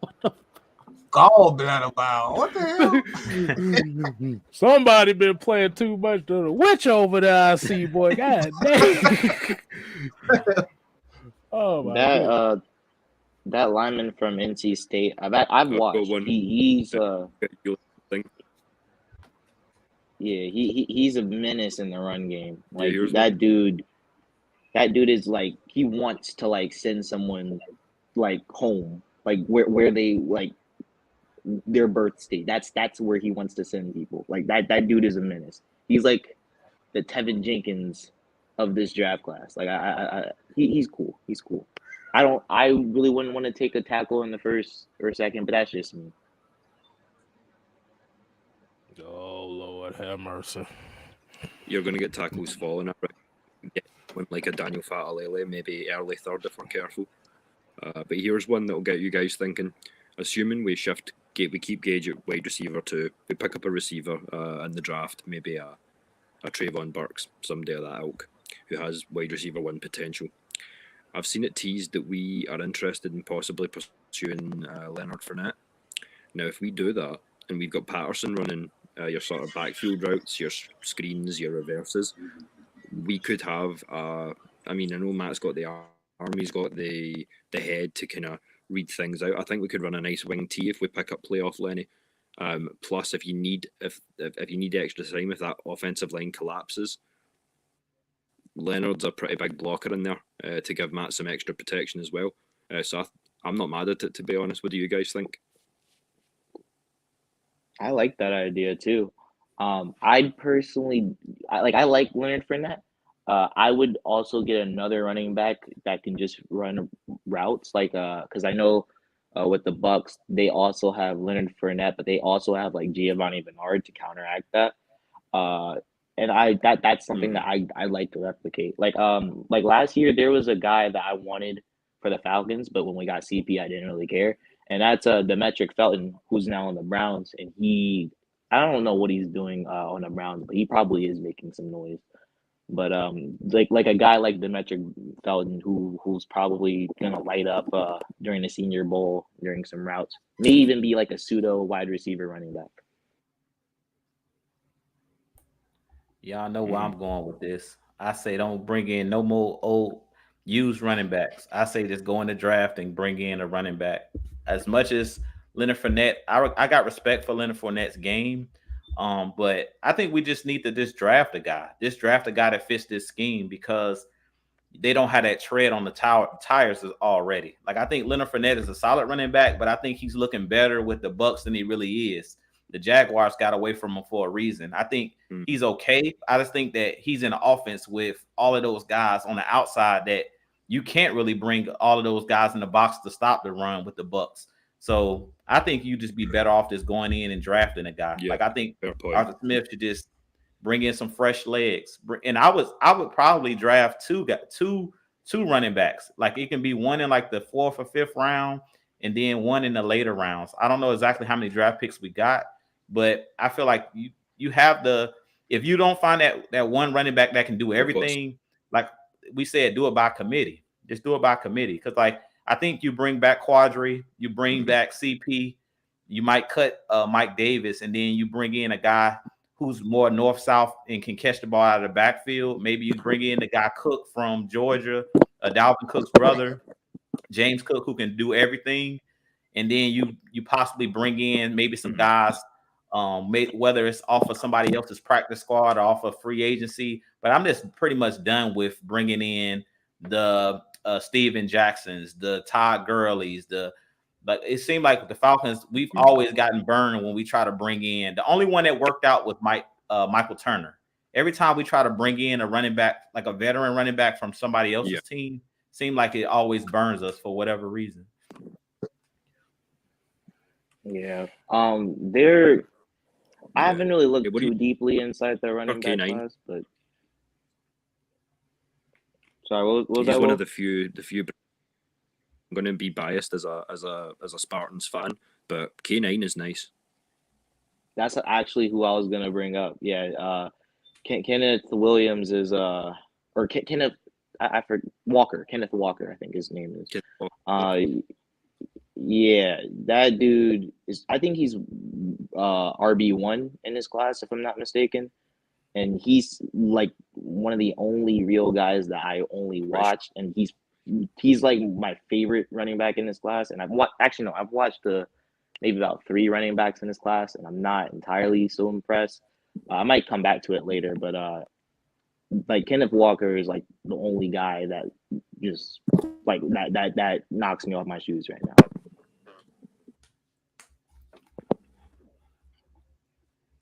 Definitely. And like I said, man, as is looking in the draft right now, Yeah, like you said, anybody's better than Mike there's Davis some right now. spec. And K Style, let me just say this real quick for the people in the chat. I appreciate y'all putting Warwick Dunn's name in there as well. Yeah, Warwick Dunn was another guy, another veteran running back we brought in that worked out. But lately, all of the running backs that we brought in, like out of free agency, it just hadn't worked out for us. We better off like Tevin Coleman was drafted, and Freeman was drafted. And to me, that was pretty much the best, running backs that we had over the last 5, 6, 7 years. They were a good tandem, and both of those guys were drafted. But from what I hear, just from like rumblings, I hear a lot of people talking about this running back class and that they're impressed. So I think that there's probably going to be some quality down the board. I just haven't seen it yet, but I like. Well, actually, my favorite position when it comes to depth in this class is edge. Like there are approximately 17 guys that I think that we could take between rounds 1 and 2, and they would be decent. Like they would come in and they would at least get some pressure and probably get a few sacks, maybe around 5 or 6. Like just off rip, just 17 guys, and I really like this class when it comes to just that position alone. All right. We might well go ahead and start winding it down here. Go definitely appreciate everybody tuning in. This is the final post-game show of 2022 season. You always get it's 21-22. You know what the hell I mean? Ain't no damn 21. Hey, it's still considered 2021-2022, motherfucker. God damn. That's true. So 2021 season is over with. We definitely appreciate y'all sticking with us. 2021 is done in 2022. How about that? Whatever the hell it is, the season's over.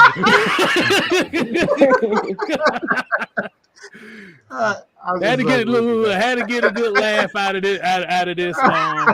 We, like I said, a lot of people disappointed. We all disappointed. We wanted to see this team do a lot better. Unfortunately, some things didn't go our way, whether it been off the field or on the field. There's a lot of decisions that definitely have to be made here. But this is where we say that the people that have the strength to be Falcon fans are going to stick with. Now, if you out here look at it, if you out here talking about what's up. Exactly. No, I'm just saying it could always be worse. We ain't the Texans. Right. Yeah, you got that right. Mm-hmm. We know that. We could be the Browns for 20 years. Hey, we could be Buffalo for 20 years. Please don't. Before they got whatchamacallit. No, sir, please.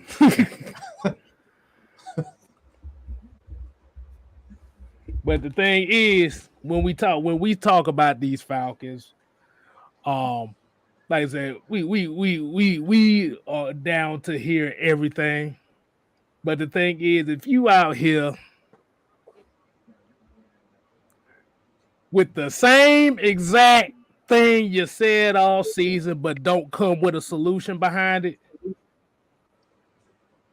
motherfucker, just find somebody else to cheer for that got your narrative. I know we all about sick and tired of those folks coming with the same exact thing. I'm gonna throw up to Stone Cold Steve Austin. How about that? But ain't got a goddamn plan for nothing. Mm-hmm. So I think we're going to have lots to discuss in the season. Oh yeah. We got. I'm already ready. Like, So- y'all don't know, but I got We a need to whole start bunch talking. of content ready. Oh shit! Yeah. All right, Talking free getting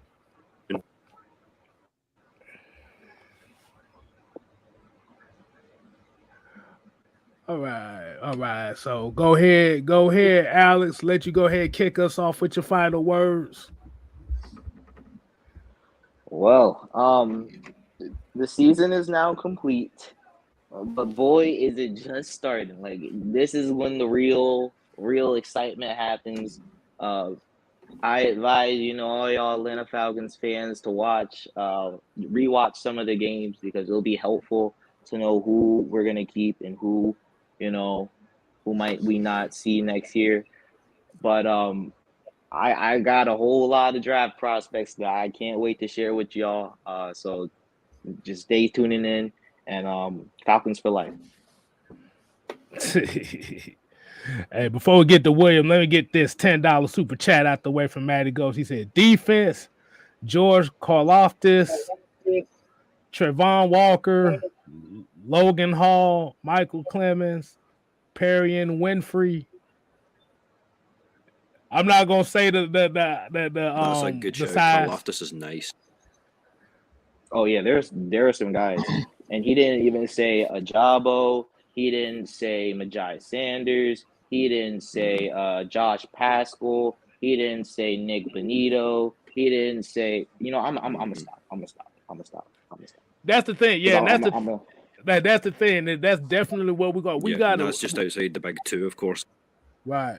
We got to start looking at names that nobody's talking about, because, like, we could talk about Jordan Davis, we can talk about Jobo and Hutchinson and stuff like that, but it's not a guarantee that we'll be able to pick him, because we may want him. But what if the team before us want him? You already ain't got enough money to pay your team. We need to plan B. Exactly. So you going to trade up? I mean, with the amount of seconds we have, we might as well trade up. But that I'm gonna hold that later. Hey, that could be a possibility. Like I said, we don't know. But go ahead, William. Go and give us your final words now. Yeah, I just wanted to thank everybody for joining us. I know it's not the way we wanted the season to end up, but we played our hardest to the end. We've come out with a lot of positives. Me and the rest of the guys have got a whole lot to kind of round table over, because we've got a lot of exciting times coming up, not just in terms of the NFL and the Falcons, but also in terms of what's going on behind the scenes too. So keep your eyes on the content, keep getting involved, keep the donos coming, keep showing love, keep showing support. As I say, I'm going to be here next season and on and on and on if I possibly can. It's a great honor to be part of the Atlanta Falcons nation, because we are worldwide. But yeah, we're going to be doing draft. We're going to be doing free agency. So yeah, keep your eyes on it, because season doesn't stop here. Exactly. It's 365 over here. Go ahead, Drew, man. What you got for the people? That's it. Well, I want to thank everybody for tuning in as always. Like we always say, look, it didn't end the way we wanted this season to end, but look, we split with the Saints. I can't remember the last season we actually swept them, but we know that these games, those are our bitter rivals. The good thing that I can take from it, because I'm petty, is the 49ers won today, so they didn't make the playoffs. Even though they beat us, that's what happens when you don't control your own destiny. Yeah. They still didn't get in, so they still going to be joining us on the couch. So at the end of the day, I'm glad the 49ers took care of our dirty work and they got into the playoffs, even with the Saints kicking our tails today. But like we always say, man, Atlanta Falcons Nation, do talk sports, Mad Mike Sports, Just K Styles. We're going to continue to bring you guys content 365. It doesn't stop because the season is over. Now we're going to start looking at the draft. I'm going to start looking at some draft prospects and things of that nature. Of course, just sit back and watch the playoffs. Now that the Falcons are not in the playoffs, I don't have to worry about, stressing over who we gonna match up with, who we gonna play. As much as I wanted this team to make it, now we can just sit back and spectate. This is the easy part. We can sit back and spectate, watch some other teams to see what players are gonna be out there in free agency that might fit on this roster. Like, it may not be those top names, like you were saying, K-Styles, because we don't have a whole lot of money, but maybe it's some of those guys that may, like, watching the playoffs, where they may be able, to come in for our Falcons team and fill a role. Because at the end of the day, we have to continue to improve this roster. Like, the trenches, to me, is top priority this offseason. Whatever you do, you have to fix the trenches on the defensive side of the ball and the offensive side of the ball. To me, our biggest weakness this season was the trenches. As much as we talk about the weapons and stuff like that, if you can't stop the run on defense, if you have to blitz to get pressure on the quarterback and you never can get home with just the front four, that's a problem. And you guys know that I always preach the trenches. Everything starts in the trenches. So with that being said, like I said, I appreciate each and every one of you guys. Definitely stay tuned to my channel. I just kicked off my Jew Talk Sports membership, $2.99, $4.99 if you want to be a part. Definitely join. Jews Flock is what I'm calling it. You guys let me know. Maybe I'll put it on my community tab. I was trying to think of a name that's not Bird Gang, because everything is Bird Gang. And you guys on the panel can let me know what y'all think about the name. But Jews Flock right now is what my membership, for the people that join the membership. I was trying to think of something that had birds in it, but you guys let me know if y'all like that. But for the ones that join the membership, I appreciate you guys. And each and every one of you guys to just hit that like button. Like, let's get the algorithm going. Even if you don't have, hit the join my membership, please hit the subscribe button, hit the share button. We want to get it out there on the algorithm so people will know about our channels and people actually view the content, because we got good content when they give you guys. It's a lot of negative sports media out here, especially for our Falcons. So we're giving you guys the positive content, the stats, the facts, and the truth about our Falcons. With that being said, I'm going to kick it back over to you guys. But I appreciate you guys, and I appreciate Atlanta Falcons, because this platform here, it gives all of us. I know put me on a bigger stage where I could reach more people, and that's what Atlanta Falcons Nation is about. So if you want to do this, get behind the mic and talk Falcons. Look, all it takes is a cell phone. All you need is a cell phone and a camera. Hit play and do your thing. But with that being said, I'm gonna kick it back over to you guys. I'm gonna go next here because Seahorn just really did. This is the time of the year where you normally catch your K Styles rants, is when somebody bring up Mel Kiper Jr. punk ass. I'm about sick of this motherfucker I can't as wait. it is. Oh my god.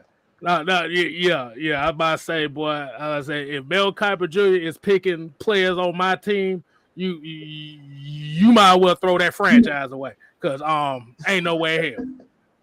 So instead of looking at Mel Kiper Jr., you check your boys over here at Atlanta Falcon Nation. Well, we're gonna be looking at the prospects, and we're gonna do our damn thing as well. But for real though, like I said, it's been a long, tumultuous season. Like I said, no playoffs. Hey, it is what it is. This is what the game of football is all about. You ain't gonna win all of them. Mm-hmm. But you gotta put the right. K-Styles, Go ahead. if K-Styles catches Mel Kiper, put a QB at our pick, Christmas is gonna come twice this year. Oh man, he better not, goddamn. I'm be, especially knowing Mel Kiper Jr. ass, he gonna hype Sam Howell up to be the number 1 overall pick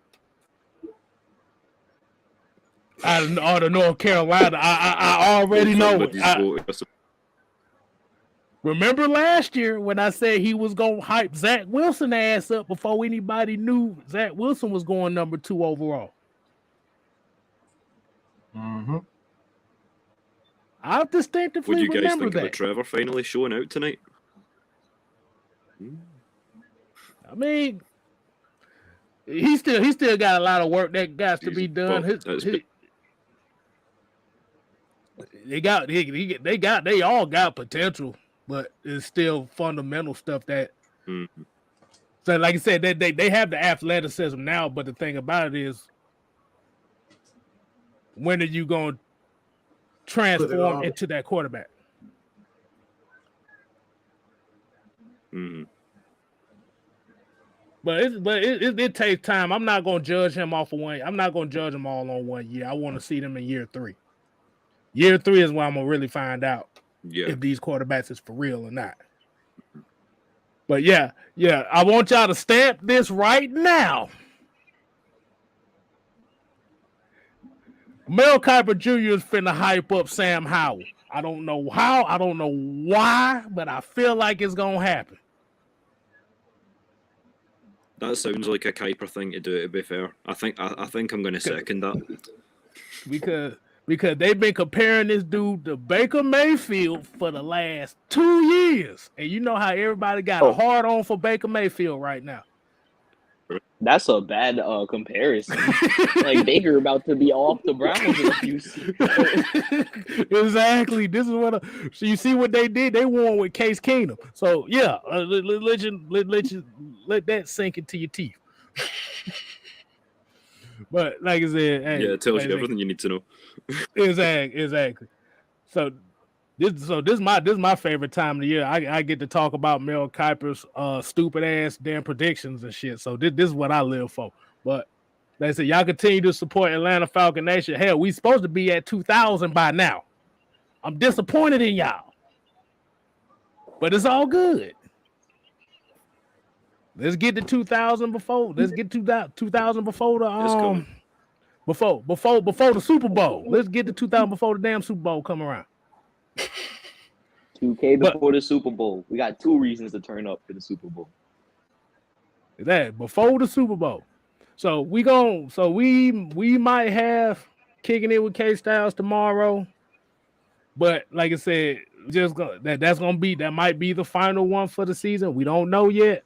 But continue to support Atlanta Falcon Nation, your boy 6-Man K Styles, Jew Talk Sports, Mad Mike Sports. Hey, like I said, we're gonna call these 2 down here at the bottom. These are gonna be our college scouts right here because they got all the prospects for you. I'm learning from them. So, hey, that's all I gotta say, man. Oh yeah, like hey, we're gonna get the mic. But before I say that, like I said, if you're all, and I'm gonna ask this one more time, if you are officially off the Atlanta Falcon ship, put a 2 in the chat before we leave. Wasting your time. I know. Wasting your time. I know. Yeah. Hey, look, I'm trying. Hey, look. All the camouflage on right But hearing silently, just Hey, look, this is called fan engagement right here. We're trying to still get the engagement going on because we still need a show.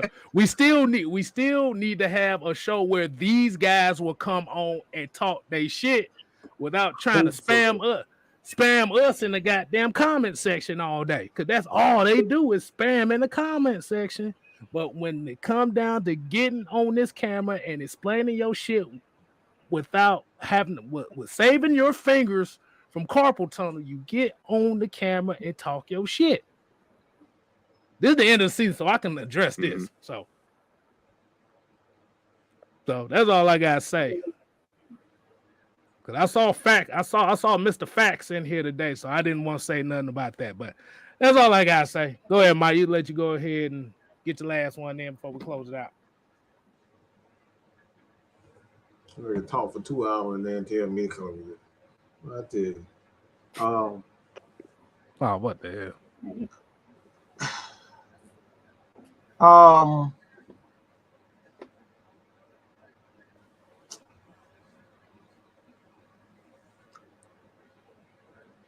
Just get rid of Dante Fowler. That's about it. That's all I got. Make sure he the first one gone. He got to go. You can't even bring him back as a backup.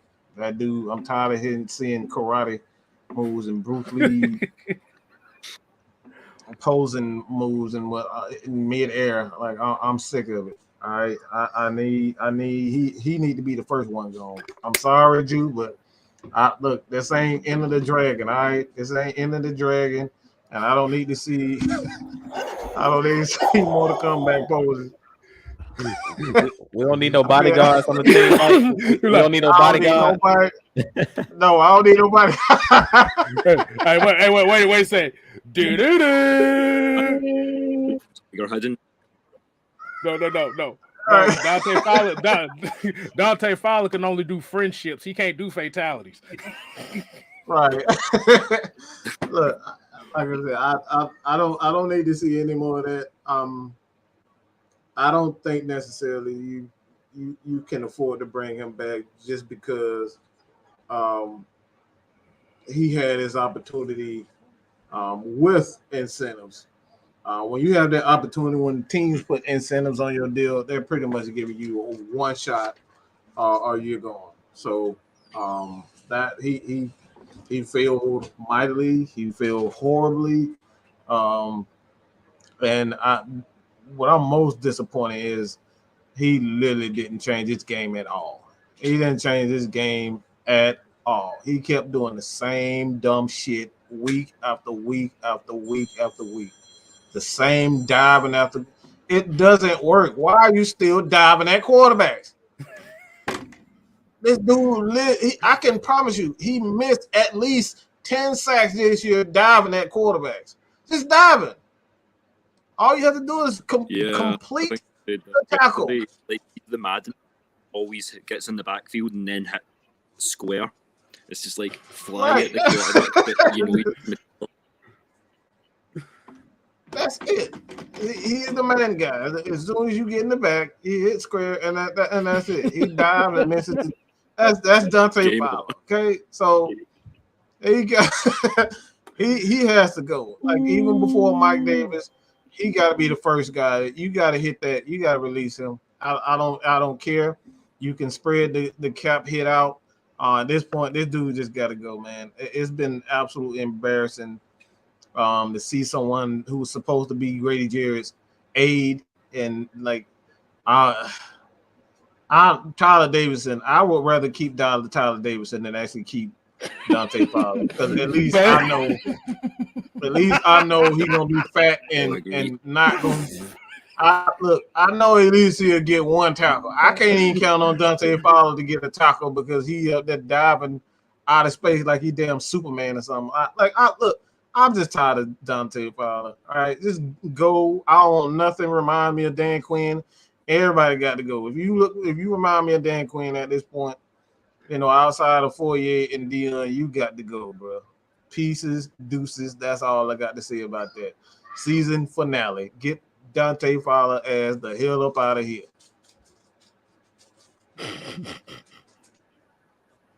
Look, the only thing I can say is you can be real all you want. You be real all you want.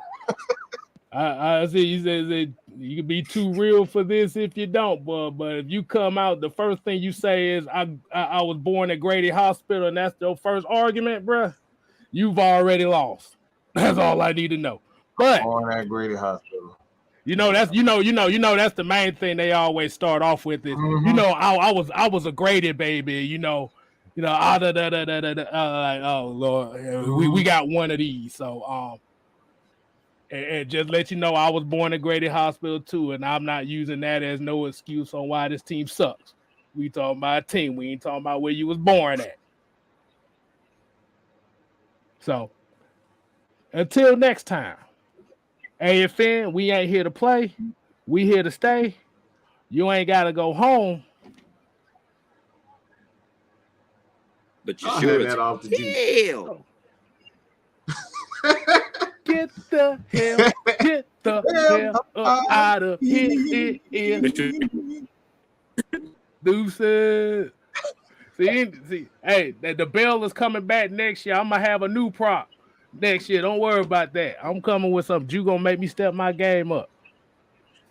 Hey, I don't like the slogan, but I still rep the Falcon thing. All right. The double eights, my boy. Oh, double eight. Yes, sir. Yes, sir. Yes, sir. All day.